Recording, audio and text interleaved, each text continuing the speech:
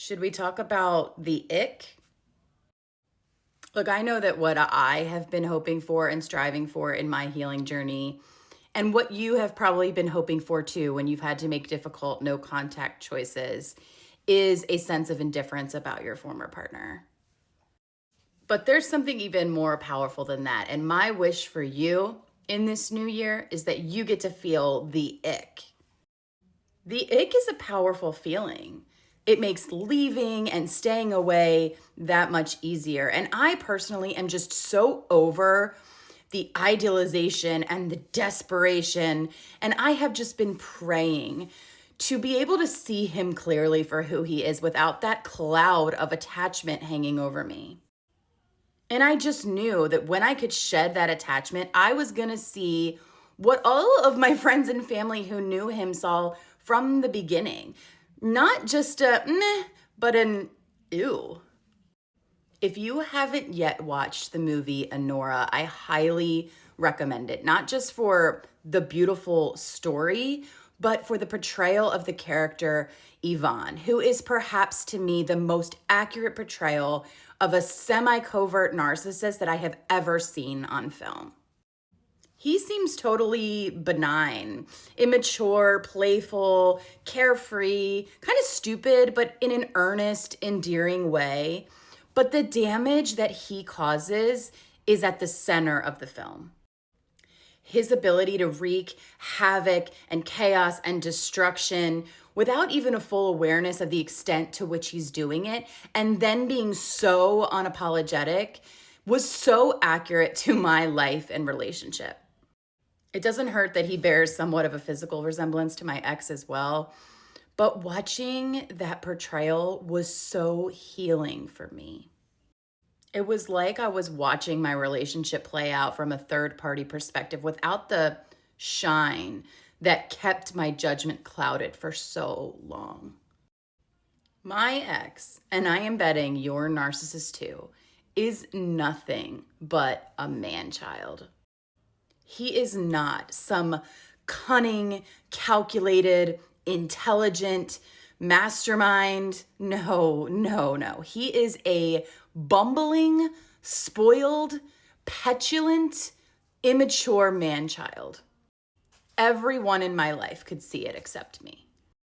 All of the fake tears, the woe is me, the conversational tactics. I mean, he might as well have put his fingers in his ears and said, la, la, la, I can't hear you. I mean, that's basically what he did.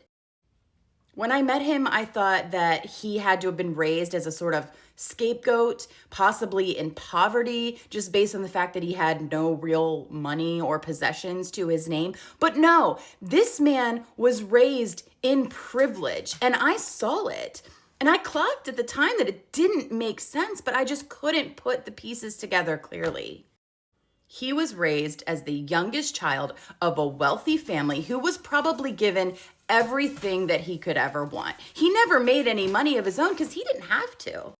I used to think the only explanation for him becoming the man that he is that there was some kind of trauma and deep resentment of him within his family dynamics. But now I think he was probably just spoiled to death, and that made him the person that he is.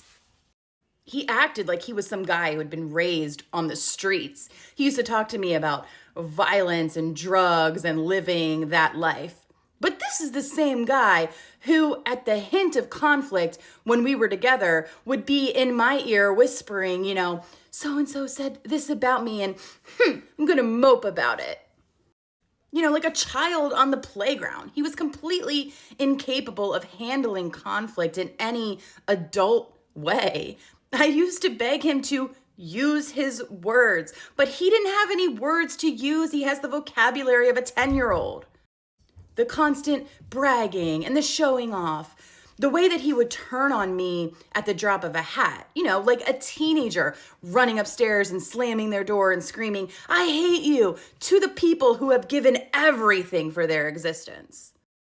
even our physical connection. The reason that I always felt like something was off is because he was just playing a part that he had seen others play. He had no interest in true adult intimacy and wouldn't know the first thing about it, and doesn't have an interest in it because he's a prepubescent boy. I was trying to make sense of his behavior through the lens of an adult, but he was never doing anything except acting out what he thought a grown-up would do or say, the same way that children imitate adults. But it was never anything other than an imitation.